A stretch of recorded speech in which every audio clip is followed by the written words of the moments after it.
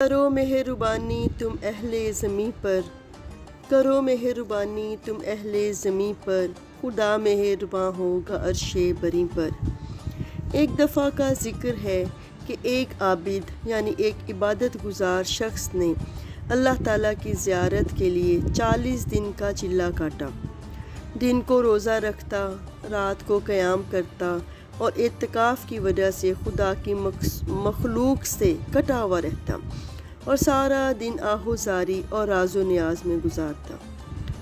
36ویں رات اس عابد نے ایک آواز سنی شام 6 بجے کہ تانبے کے بازار میں فلاں تانبا ساز کی دکان پر جاؤ اور خدا کی زیارت کرو۔ وہ شخص بہت حیران ہوا اور اپنے مقررہ وقت سے اس مارکیٹ میں پہنچ گیا۔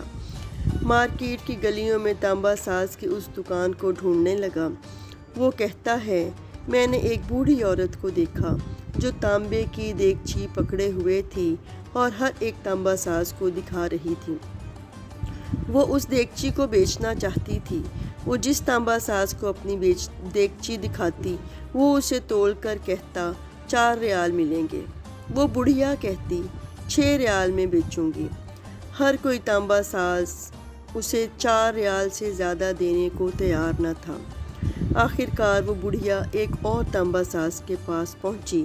تانبا ساز اپنے کام میں مصروف تھا۔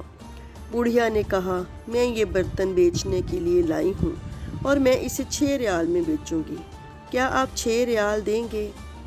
تانبا ساز بہت حیران ہوا اور اس نے اسی حیرانگی میں پوچھا، 6 ریال میں کیوں؟ بوڑھی عورت نے دل کی بات بتاتے ہوئے کہا، میرا بیٹا اشد بیمار ہے، ڈاکٹر نے اس کے لیے نسخہ لکھا ہے اور اس نسخے میں جو دوائیاں لکھی ہیں ان کی قیمت 6 ریال ہے۔ تانبا ساز نے دیگچی لی اور لے کر کہا، ماں جی یہ دیگچی بہت عمدہ اور نہایت قیمتی ہے، اگر آپ بیچنا ہی چاہتی ہیں تو میں اس کو 25 ریال میں خریدوں گا۔ بوڑھی عورت یہ سن کر حیران رہ گئی اور اس نے پوچھا، کیا تم میرا مذاق اڑا رہے ہو؟ تانبے والے نے کہا، نہیں، ہرگز نہیں، میں واقعی ہی 25 ریال دوں گا۔ یہ کہہ کر اس نے وہ دیگچی رکھ لی اور 25 ریال اس بوڑھی عورت کے ہاتھ پر رکھ دیے۔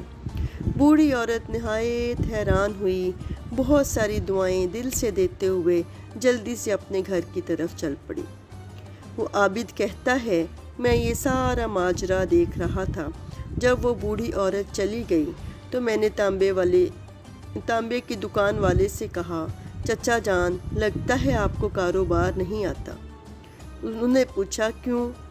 میں نے کہا، بازار میں کم و بیش سبھی تانبے والے اس دیگچی کو تولتے تھے اور 4 ریال سے زیادہ کوئی بھی اس کی قیمت نہیں لگاتا تھا، لیکن آپ نے اسے 25 ریال میں خرید لیا۔